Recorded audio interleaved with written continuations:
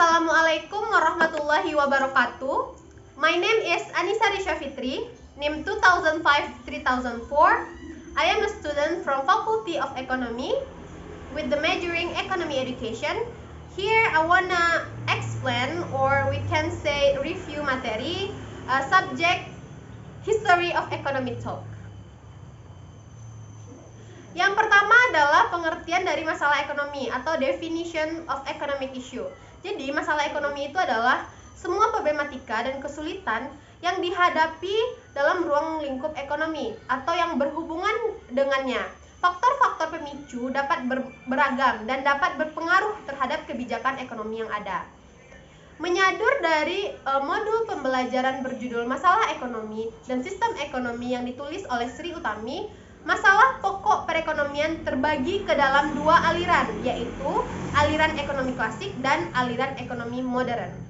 Masalah yang pertama adalah masalah ekonomi klasik. Dalam aliran ekonomi klasik dijelaskan bahwa masalah ekonomi terjadi atas 3 klasifikasi, antara lain produksi, konsumsi, dan distribusi. Ketiganya harus berjalan dengan baik agar tercapai kemakmuran masyarakat. Yang pertama adalah produksi, yaitu menyangkut produksi barang dan jasa agar dapat memenuhi kebutuhan manusia. Yang kedua adalah konsumsi, yaitu segala tindakan yang tujuannya menghabiskan atau mengurangi nilai guna suatu barang. Permasalahan dalam hal ini adalah apakah barang hasil produksi bisa segera sampai ke tangan konsumen akhir dengan tepat atau tidak. Yang ketiga adalah distribusi, yaitu kegiatan yang diupayakan untuk menyalurkan barang dan jasa hasil produksi dari produsen hingga sampai ke tangan konsumen. Proses distribusi meliputi pengemasan, penyortiran, pengepakan, hingga produk sampai kepada konsumen. Proses distribusi juga dapat dilakukan secara langsung, yaitu barang hasil produksi langsung dalam penyaluran yang penyalurannya akan melalui beberapa perantara seperti agen, eksportir, importir, grosir, komisioner, makelar, dan pedagang eceran. Yang kedua adalah masalah ekonomi modern. Jadi masalah ekonomi modern sebenarnya tidak jauh berbeda dengan masalah pokok dari ekonomi klasik. Apa yang membedakannya adalah dari penekanannya. Masalah pokok ekonomi modern terdiri atas 3, diantaranya barang dan jasa yang harus diproduksi, bagaimanakah cara memproduksi barang dan jasa tersebut, serta untuk siapa barang dan jasa tersebut diproduksi. Yang kedua adalah sistem ekonomi, definition of economic system. Setiap negara memiliki cara sendiri dalam menjalankan perputaran roda perekonomian. Roda perekonomian dapat berjalan dengan adanya sistem yang mengatur hal tersebut, yaitu sistem ekonomi. Dikutip dari buku Masalah Ekonomi dalam Sistem Ekonomi, sistem ekonomi merupakan suatu kegiatan yang dilakukan guna untuk mengolah kegiatan perekonomian, baik dalam lingkup pemerintahan, masyarakat, ataupun kegiatan swasta agar lebih tertata. Yang ketiga adalah varian dari sekolah ekonomi, variants of School of Economics. Yang pertama adalah merkantilisme, yang kedua praklasik, yang ketiga klasik, merkantilisme atau sosialisme, neokolonialisme, Chamberlain dan Robinson, Keynes, institusionalisme, monetarisme, dan ekonomi matematika dan empirisme. Yang keempat adalah pentingnya mempelajari sejarah pemikiran ekonomi. The importance of studying the history of economic thought. Menurut pendapat saya, sejarah pemikiran ekonomi sangat penting untuk dipelajari, karena tanpa mempelajari sejarah dari pemikiran ekonomi, kita sebagai pengaplikasi dari pemikiran ekonomi itu tentunya akan ragu untuk mengaplikasikan pemikiran yang sesuai dengan keadaan sekarang, karena kita tidak mengetahui asal-usul dari pemikiran ekonomi itu berasal. Tentunya sangat penting untuk kita mengetahui sejarah pemikiran ekonomi. Yang kelima adalah manfaat mempelajari sejarah pemikiran ekonomi, benefit of studying the history of economic thinking. Yang pertama, tentunya manfaat yang kita dapatkan setelah mempelajari sejarah pemikiran ekonomi itu banyak sekali. Manfaat utama yang kita terima adalah kita dapat mengetahui berbagai pemikiran-pemikiran ekonomi dari berbagai ahli ekonomi. Dengan mengetahui pemikiran tersebut, keuntungan yang kita terima adalah kita akan lebih mudah menetapkan pemikiran apa yang akan kita aplikasikan sesuai dengan permasalahan masa kini. Yang keenam adalah pemikiran ekonomi dari kaum merkantilisme, yaitu merupakan suatu pemikiran pemikiran atau teori ekonomi yang menyatakan bahwa kesejahteraan suatu negara itu sangat ditentukan oleh banyaknya aset atau modal yang dimiliki atau yang disimpan oleh negara yang bersangkutan. Merkantilisme merupakan model kebijakan ekonomi dengan campur tangan pemerintahnya yang sangat dominan, atau bisa dikatakan seluruh kegiatan di negara yang bersangkutan sangat ditentukan atau sangat diatur oleh negaranya. Prinsip dari kaum merkantilisme adalah menimbun kekayaan, di mana bentuk kekayaan yang sangat atau yang paling banyak disukai yaitu logam mulia. Paham merkantilisme ini berprinsip export more, import less, yang berarti ekspor lebih banyak daripada impor atau tidak ada impor sama sekali. Antonin de Montresretin menggambarkan merkantilisme sebagai we must have money, and if we have none from our own production, then we must have some for foreigners. Maksudnya dari kalimat ini adalah bagaimana caranya kita harus memiliki uang agar tetap dapat menjalankan bisnis, kalaupun tidak, setidaknya kita harus mendapatkannya dari penduduk luar. Pada intinya, negara harus mendorong ekspor dan memupuk kekayaan walaupun dengan merugikan negara lain. Kolonialisme dan monopoli perdagangan harus dapat dilaksanakan secara ketat untuk memelihara kaum koloni yang tunduk dan sangat bergantung kepada negara induk. Kolonialisme dan merkantilisme bagai teman yang berjalan beriringan. Mereka memiliki tujuan yang sama, yakni untuk menggapai kesejahteraan ekonomi yang saat itu dipahami sebagai goal, gospel, dan glory. Jika merkantilisme adalah ideologi kesejahteraan yang harus direngkuh, maka kolonialisme sebagai cara atau jalan untuk menggapainya. Yang ketujuh adalah pemikiran ekonomi yaitu pemikiran ekonomi dari Adam Smith. Yang pertama adalah hakikat manusia serakah. Hakikat manusia serakah itu adalah rakus, egois, dan selalu ingin mementingkan dirinya sendiri. Plato menganggap sifat-sifat tersebut akan memberikan dampak sosial ekonomi yang negatif bagi masyarakat dan dianjurkan untuk adanya campur tangan pemerintah. Sedangkan Smith tidak anti dengan sifat egois manusia, malahan menganggap sifat ini akan memicu pertumbuhan ekonomi dan pembangunan secara keseluruhan. Smith berpendapat bahwa sikap egois manusia ini tidak akan mendatangkan kerugian dan merusak masyarakat sepanjang ada persaingan bebas. Yang kedua, merkantilisme, mekanisme pasar bebas, Adam Smith. Adam Smith sangat mendukung moto laissez-faire, laissez-passer yang menghendaki campur tangan pemerintah seminimal mungkin dalam perekonomian.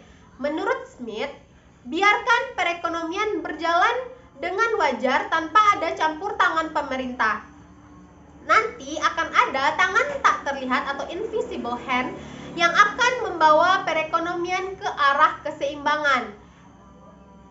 Jika banyak campur tangan pemerintah, maka di dalam perekonomian akan terjadi ketidakefisienan atau inefisiensi dan ketidakseimbangan. Yang ketiga adalah teori nilai atau value theory. Menurut Adam Smith, barang itu memiliki nilai, yaitu nilai guna dan nilai tukar.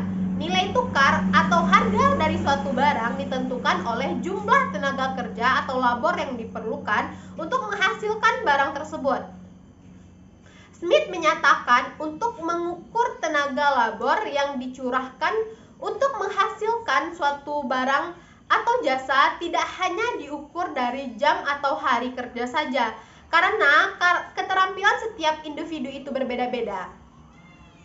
Smith menggunakan harga labor sebagai alat ukur, yaitu upah yang diterimanya dalam menghasilkan barang tersebut.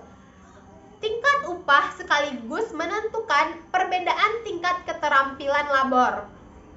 Selanjutnya adalah teori pembagian kerja. Adam Smith mengemukakan bahwa produktivitas tenaga kerja dapat ditingkatkan melalui pembagian kerja atau division of labor. Pembagian kerja akan mendorong spesialisasi orang akan memilih mengerjakan yang terbaik sesuai dengan bakat dan keterampilan masing-masing. Adanya spesialisasi, maka setiap orang tidak perlu menghasilkan setiap barang yang dibutuhkan secara sendiri-sendiri, akan tetapi menghasilkan satu jenis barang saja. Pembagian tugas akan menyebabkan setiap orang ahli di bidangnya masing-masing, sehingga produktivitas meningkat dan harga produksi secara total akan meningkat. Selanjutnya adalah teori akumulasi modal. Adam Smith menjelaskan, untuk memperoleh keuntungan atau untuk meningkatkan laba adalah dengan melakukan investasi, dengan pembelian peralatan dan mesin. Dengan adanya mesin dan peralatan yang canggih, maka produktivitas tenaga kerja inilah yang akan meningkatkan produksi perusahaan. Jika semua perusahaan melakukan cara tersebut, maka output nasional akan meningkat, sehingga kesejahteraan masyarakat akan meningkat. Adam Smith menganggap penting dan sangat menekankan arti akumulasi modal sebagai sistem ekonomi yang dianutnya. Yang dianutnya ini disebut sistem ekonomi kapitalis atau liberal karena memberikan keluasan yang besar bagi masyarakat untuk bertindak dalam perekonomian. Selanjutnya adalah invisible hand. Dalam istilah ekonomi, teori invisible hand atau tangan tak terlihat merupakan hal yang mengacu pada kekuatan yang dapat menggerakkan pasar menuju keseimbangan. Saat tidak adanya intervensi atau campur tangan pemerintah, menurut teori ini, untuk mendapatkan keseimbangan pasar hanya didasarkan pada interaksi antara para pelaku ekonominya, yang mana hal tersebut akan menghasilkan alokasi sumber daya dengan efisiensi tinggi serta memaksimalkan manfaat sosial yang dihasilkan. Pemikiran klasik lainnya, The Talk of Other Classic Figures, yang selanjutnya dari Thomas Robert Malthus berpendapat bahwa pertumbuhan penduduk yang besar akan menyebabkan krisis pangan, sehingga akan terjadi kelangkaan makanan. Jadi menurut Malthus, pangan itu pertumbuhannya seperti deret hitung, yaitu 1, 2, 3, 4, 5, dan seterusnya. Pertumbuhan yang tidak imbang antara pangan dan penduduk pada akhirnya akan menimbulkan krisis pangan. Ahli selanjutnya adalah David Ricardo. David Ricardo berpendapat bahwa pertumbuhan penduduk yang semakin besar akan menghasilkan tenaga kerja yang banyak, sehingga upah menurun dan perekonomian menjadi stagnan. Contohnya, di India, upah tenaga kerja relatif lebih rendah dibandingkan dengan negara Korea Selatan. Ini karena India memiliki jauh lebih banyak penduduk dibandingkan Korea Selatan. Karena itu, akan lebih mudah untuk mencari tenaga kerja di India, namun dengan upah yang cenderung sedikit. Berbanding terbalik dengan negara Korea Selatan, kita akan susah untuk mencari tenaga kerja di sana karena jumlah penduduknya yang sedikit. Namun dengan upah yang cenderung besar. Selanjutnya adalah pemikiran dari John Maynard Keynes. Yang pertama adalah intervensi pemerintah. Kebanyakan teori yang dikeluarkan oleh Keynes difokuskan pada upaya pemerintahan suatu negara untuk menjaga kestabilan ekonominya. Menurut Keynes, intervensi atau campur tangan pemerintah itu sangat dibutuhkan, di mana pemerintah dapat meningkatkan pengeluarannya dan menurunkan pajak untuk merangsang terjadinya permintaan. Pemerintah melakukan intervensi melalui kebijakan fiskal dan moneter untuk mendorong kesempatan kerja penuh, stabilitas harga, dan pertumbuhan ekonomi. Selanjutnya, pemikiran Keynes adalah kebijakan moneter. Kebijakan moneter adalah keputusan yang diambil oleh pemerintah dalam rangka menunjang aktivitas ekonomi melalui berbagai hal yang berkaitan dengan penetapan jumlah peredaran uang di masyarakat. Tujuan utama dari kebijakan moneter ini adalah menjaga kestabilan ketersediaan uang suatu negara. Karena persediaan uang negara mempengaruhi berbagai aktivitas ekonomi, seperti inflasi, suku bunga bank, dan sebagainya. Kebijakan yang lain adalah kebijakan fiskal. Kebijakan fiskal adalah kebijakan yang diambil pemerintah demi menjaga pemasukan dan pengeluaran negara tetap stabil, sehingga perekonomian negara bisa bertumbuh baik. Lebih spesifik lagi, menurut OJK, pengertian dari kebijakan fiskal adalah kebijakan tentang perpajakan, penerimaan utang piutang, dan belanja pemerintah dengan tujuan ekonomi tertentu. Selanjutnya, pemikiran dari Keynes ini adalah perdagangan internasional. Keynes juga berpendapat mengenai pentingnya suatu negara untuk terlibat dalam organisasi ekonomi dan perdagangan internasional, seperti International Monetary Fund, IMF, dan World Bank. Hal tersebut bagi Keynes dianggap menguntungkan negara karena keterlibatan suatu negara dalam organisasi tersebut dapat membantu secara langsung perekonomian negara yang bersangkutan jika suatu saat mengalami krisis. Oleh sebab itu, tidak heran bahwa Keynes juga merupakan salah satu ekonomi yang setuju terhadap pembentukan sistem moneter global, yakni Bretton Woods System. Inilah yang kemudian membawa perubahan besar bagi kondisi dan sistem perekonomian dunia. Pemikiran selanjutnya adalah full employment. Untuk mencapai kondisi full employment, menurut Keynes, dapat dilakukan melalui perubahan swasta.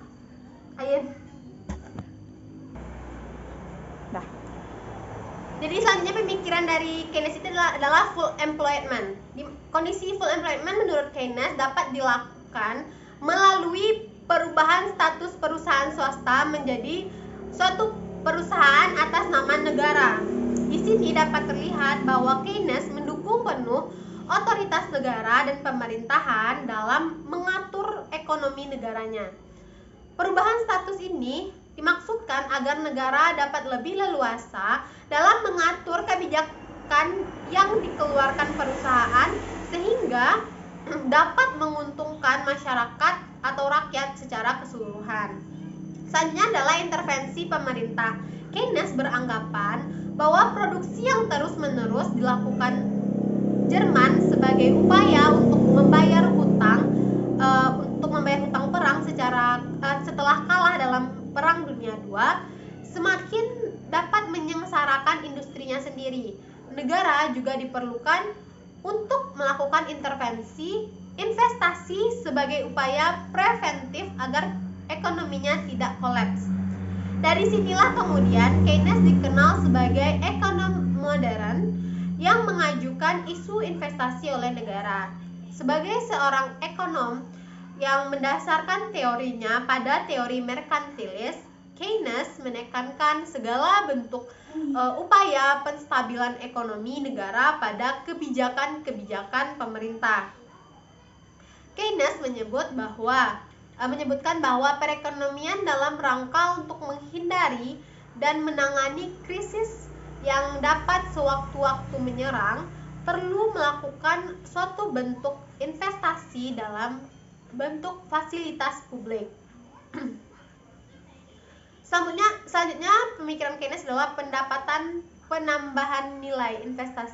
Investasi yang tidak diikuti dengan peningkatan kemampuan konsumsi secepat proses produksi juga akan menimbulkan krisis perekonomian.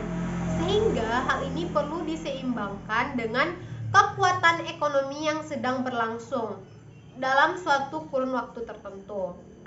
Hubungan antara investasi dan konsumsi ini digambarkan oleh Keynes dalam suatu siklus model ekonomi yang keduanya berakar dari pendapatan. Semakin banyak pendapatan, maka semakin tinggi konsumsi yang akan dilakukan. Selanjutnya mengenai kritik Keynes terhadap teori klasik. kritiknya terhadap hukum penawaran dan permintaan. Kritik Keynes dari pemikiran klasik adalah dari J.B. Say bahwa penawaran akan menciptakan permintaannya sendiri. Kritik ini juga berimplikasi terhadap nasib kaum buruh. Karena itu, Keynes mengkritik pandangan klasik dengan mengatakan bahwa tidak ada pengangguran terpaksa, yang ada hanyalah pengangguran sukarela. Menurut Keynes, pandangan bahwa penawaran akan menciptakan permintaannya sendiri merupakan suatu pandangan yang tidak memiliki kenyataan empiris. Karena dalam kenyataannya, permintaan biasanya lebih kecil daripada penawaran. Alasannya, sebagian dari pendapatan yang diterima masyarakat akan ditabung dan tidak semuanya dikonsumsi. Yang kedua, kritik terhadap teori tabungan dan konsumsi.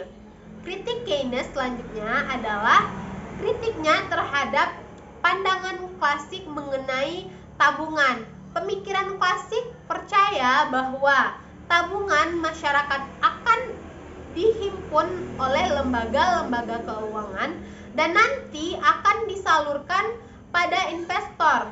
Menurut keyakinan pendukung-pendukung klasik, pasar akan mendukung sedemikian rupa sehingga jumlah tabungan akan sama dengan jumlah investor. Menurut Keynes, pandangan ini tidak sesuai dengan kenyataan karena jumlah yang ditabung orang berbeda-beda dan tidak semuanya akan digunakan untuk investasi. Hal itu karena adanya faktor-faktor yang berada di belakang motif masyarakat. Di belakang motif masyarakat mengkonsumsi atau biasa disebut dengan kecenderungan berkonsumsi. Ada motif penting yang dilupakan oleh mazhab klasik, yaitu motif berjaga-jaga. Dengan motif itu berarti kemungkinan besarnya ada jumlah tabungan tidak sama dengan jumlah investasi. Menurut Keynes, besar kecilnya tabungan tergantung pada berapa besar pendapatan atau penghasilan yang diperoleh. Orang miskin tentu saja tabungannya kecil karena pendapatannya habis untuk konsumsi, sedangkan orang kaya lebih besar. Dapat disimpulkan bahwa besarnya tabungan tergantung pada perubahan kecenderungan konsumsi yang diakibatkan oleh adanya perubahan marginal dalam tingkat pendapatan. Selanjutnya adalah kritik Keynes terhadap teori investasi. Hal yang dapat diandalkan untuk melakukan perubahan pendapatan, menurut Keynes, jawabannya adalah investasi. Menurutnya, investasi merupakan kekuatan pendorong yang luar biasa. Bahkan sekalipun investasi yang dilakukan tiap tahun hanya merupakan sebagian kecil saja dari pendapatan nasional. Tabungan atau S sama dengan pendapatan dikurangi konsumsi, atau S sama dengan Y dikurang C. Maka dari persamaan ini dapat ditemukan bahwa S sama dengan I, tabungan sama dengan investasi. Jika kita melihat persamaan ini, bukankah terbalik dengan pemikiran Keynes mengenai tabungan? Tidak mesti sama dengan investasi. Menurut Keynes, teori itu hanyalah sebuah gambaran bahwa perekonomian pasti selalu menuju keadaan di mana tabungan yang diinginkan sama dengan investasi yang diinginkan. Selanjutnya adalah teori gelombang perusahaan. Pada masa lalu, masalah teori gelombang perusahaan atau fluktuasi atau siklus ekonomi hanya dibahas selintas karena melekatnya pendapat masyarakat pada paham klasik yang menyatakan bahwa perekonomian akan selalu menuju pada suatu keseimbangan dan tidak akan terjadi guncangan-guncangan dalam perekonomian. Pakar-pakar yang insentif membahas teori fluktuasi yaitu Sismondi, Marx, Veblen yang cenderung anti dengan pandangan klasik. Kontribusi Marx tentang siklus ekonomi yaitu terdapat pada dua prinsip. Yang pertama, fluktuasi fluktuasi ekonomi melekat dalam sistem kapitalis. Sebab fluktuasi terjadi karena kekuatan-kekuatan yang ada dalam sistem ekonomi.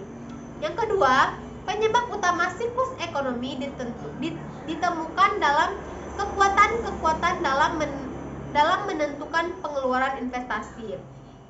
Menurut Lauder, menyatakan pendapatnya tentang analisis determinasi pendapatan Keynesian berupa tekanan utama pada ketidakstabilan yang melekat pada sistem kapitalis dan peranan investasi. Menurut Lauder, analisis tersebut berasal dari Marx. Pembahasan tentang teori fluktuasi ekonomi mendapatkan perhatian lebih serius pada era sesudah Keynes karena mereka memerlukan teori-teori yang mampu menjelaskan hal-hal yang dapat menyebabkan perekonomian menjauh dari posisi keseimbangan sehingga tidak stabil. Bagi kaum neo-Keynesian, fluktuasi ekonomi terjadi karena dua penyebab utama. Yang pertama, terjadi perubahan-perubahan dalam tingkat investasi dan rendahnya tingkat konsumsi. Sebagai contoh, depresi besar-besaran tahun 30-an terjadi karena naik turunnya jumlah investasi dan pengeluaran konsumsi. Yang kedua adalah fluktuasi terjadi karena tidak adanya mekanisme koreksi yang mampu mendorong perekonomian pada keseimbangan kesempatan penuh. Penyebab utama ketidakseimbangan ini adalah kakunya harga-harga, terutama tingkat upah dalam mekanisme penyesuaian, karena perekonomian tidak selalu berada dalam posisi keseimbangan sehingga terjadi fluktuasi. Ketidakseimbangan dalam perekonomian yang berkaitan dengan pengangguran dan inflasi menyebabkan kaum neo-Keynesian percaya perlu intervensi dari pemerintah sebagai langkah koreksi.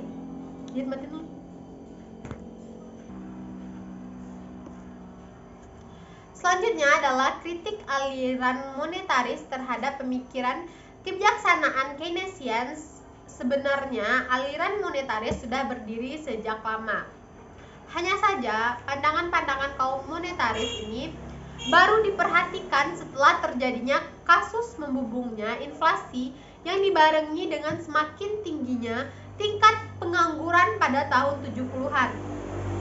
Tokoh utama aliran monetaris adalah Milton Friedman. Kubu monetaris dan kubu Keynesian sangat berbeda dalam penggunaan kebijaksanaan ekonomi.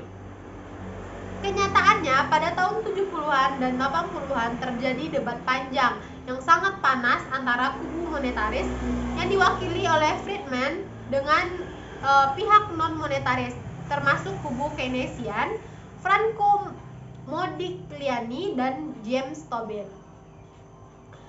tentang kebijaksanaan yang sebaiknya ditempuh dalam menghadapi berbagai masalah ekonomi seperti pengangguran dan inflasi. Misalnya, dalam menghadapi inflasi, terdapat perbedaan yang sangat tajam antara Keynesian dengan monetaris. Kubu Keynesian menganggap inflasi terjadi karena pengeluaran agregat terlalu besar. Dengan demikian, kebijaksanaan yang ditawarkan kubu Keynesian ialah dengan mengurangi pengeluaran agregat itu sendiri. Hal ini bisa dilakukan dengan mengurangi jumlah pengeluaran pemerintahan atau dengan meningkatkan pajak. Kebijaksanaan moneter pun juga bisa dilakukan, yaitu dengan kebijakan uang ketat. Kubu Keynesian tidak melihat konflik antara kebijaksanaan fiskal dan moneter. Keduanya dianggap sebagai komplement. Namun dalam praktek, kaum Keynesian lebih sering menggunakan kebijakan fiskal dengan alasan kebijaksanaan itu jauh lebih ampuh dalam menghadapi resesi. Sedangkan kubu monetaris menganggap inflasi terjadi karena jumlah uang beredar terlalu banyak. Jika uang beredar terlalu banyak, harga-harga akan naik. Dengan demikian, cara yang dianjurkan kaum monetaris dalam menghadapi inflasi ialah dengan mengurangi jumlah uang yang beredar itu sendiri.